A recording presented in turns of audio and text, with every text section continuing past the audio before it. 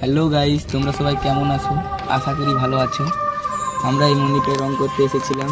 দেখুন, মন্দিরের রং প্রায় কমপ্লিট হতে চলেছে। আর সবাই কমেন্টে জানাবেন মন্দিরটা কেমন কালার হয়েছে। আমরা মন্দিরে রং করতে করতে দেখতে পাচ্ছি অঞ্জনদা এখানে ভিডিও করছে।